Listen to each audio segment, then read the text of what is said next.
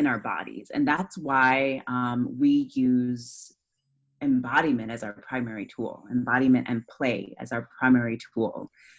Because all of these traumas and all of these things that we're asking, that we're rooting out and we're releasing, woof, let them go so that we can dream something new. They all live. They all, they all live in our bodies. When we were,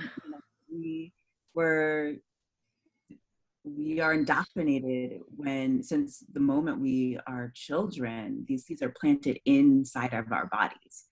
Even when we're in school, as soon as we start going to school, play is kind of started to be trained out of us.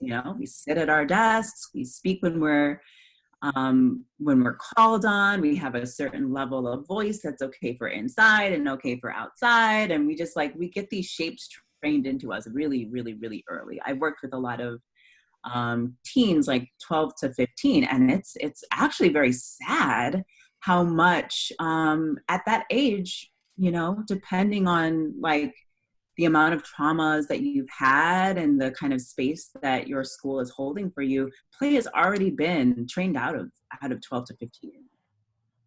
And so what we're doing, so why embodiment is because all of these traumas, the seeds are inside of our body. And so we're really, and we don't have the tools. We have not been given the tools to learn how to feel what is a traumatic thing and learn how to notice what the wisdom is that rises up to meet that traumatic thing and say, this is what's needed, or this is the resolve, and so we're actually giving you and playing with and exploring and also inviting any wisdoms that you all have too. This is an open wisdom, we're saying that everybody has the wisdom to explore what is it that needs to be released. It's in the body. And so it's my shoulders are always up like this, or if I'm always hunched over like this, that could be simple alignment things, but it could also be protecting you from something. So we're exploring the different tools of how to connect and with these traumas inside of the body. Yeah, and in our society, like Sojourner said, we're not necessarily taught to use our bodies or really tap into the wisdom of our bodies. So much in our society is about intellectual knowledge. I mean, just think about your own trajectory. I know for me, from the time I was, in school, all the way through college, it was all about intellectual knowledge. It was all about the intellect. And while I was very lucky, I grew up in the Hindu tradition, and my mom always said, really put some emphasis on here for me. But most of still my training, my very Western training here, was all out of the intellect. And not only was it out of the intellect, but I was actually awarded, right? We're awarded for being intellectual all the way through our jobs, right? The smarter you are, we judge smartness based on what's coming out of our head, right? It's a very head thing. And so we're trained that way. We're trained to kind of use this part of our bodies. And unless we're lucky enough to have training in other aspects of ourselves, that's most of what Western society is.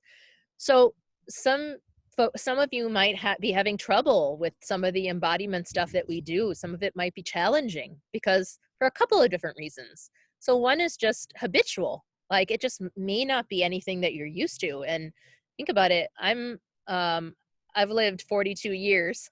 And in 42 years, I've been so trained for most of those years to use my intellect. And now all of a sudden, I started maybe really starting to do this work 10 years ago, 12 years ago, and really start to put more emphasis on everything else down here. And it's a whole other experience, but I had to learn, and it wasn't simple at the beginning.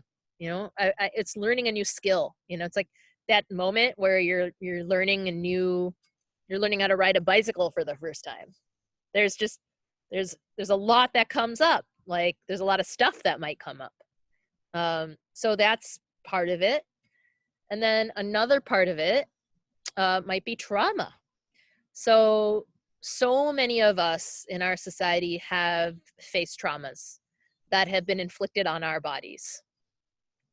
And so if our bodies have been traumatized in some way, we may have um, started to view our bodies as not safe, as not a safe space.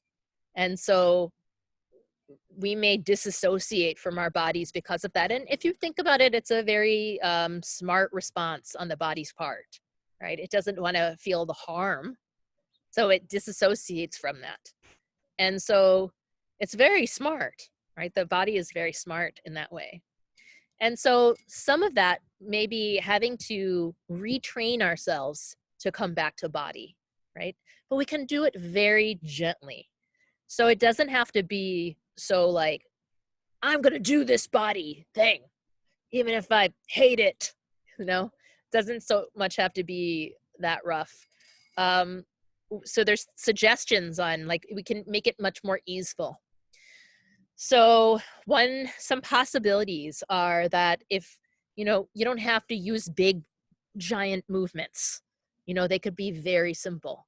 So if we're doing something that looks, like this, and you're like, I'm just easing into this, maybe you're just like this, or like this, it can be very gentle. Like we don't have to force ourselves into it, but just start seeing what it feels like to do just a little bit of it. And then another way might be that you feel you're doing something and a really strong feeling comes up for you. See if you can notice where that strong feeling is originating. Like which part of the body is that strong feeling coming from? Like maybe it's, oh, right here. And then you can put your hand there. You can just stop, take a pause, and just put your hand there and just notice. And see if you can notice that. If it feels like too much, let it go. Just let it go. Another way is to do some imagining. So let's say it's just too uncomfortable. You can't do the exercise that we're doing. I'm going like this. That even feels not good to you. You can just imagine it in your mind. You can just close your eyes and say, I'm just going to imagine the movements. I'm going to imagine my body moving. And that's great. That's wonderful. You can do it that way. And then the last thing I'll just say is that you're always welcome to turn your camera off. And so if it feels like it's too much to be seen, but you think maybe I could do some of this work if I'm not seen, so you're welcome to just turn your camera off, and we'll all know, like, that's what you need. That's where you're at. And I think even if you're working with a partner, I think even your partner will hold that kind of space for you, that I can't, if you just say, I can't do this right now.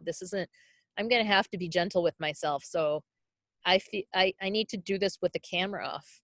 I think the group will be compassionate about that. So that's another way that you can kind of navigate this. And then if you still have trouble navigating it and you want some further help with this, Sojourner and I are here. Contact us. We can see how we can help you with this. So those are some of the things. Is there anything else, Sojourner, that you want to add to that?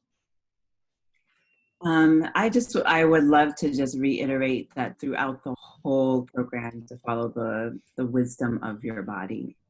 So even if, we have this idea of we're doing embodied things, it's supposed to look like that. If your body, is saying something different, in this class and then also beyond in the world, like this is what we're inviting you into, is that the wisdom of your body says you need to pause and breathe.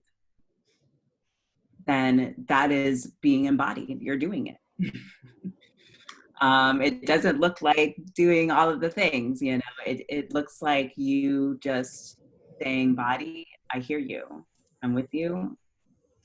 I'm gonna do what you're inviting me to do. And so yeah, and so that I would love to invite folks to just explore this also outside of our class, and just noticing sensations that come up in your body, and maybe moments throughout your day where you're like, I feel like I need to get up and do this, or like I feel like I need to lay down, or so yeah, just notice what your body wants you to do. It's whispering to you beyond the class even. That's it. Yeah, trust yourself.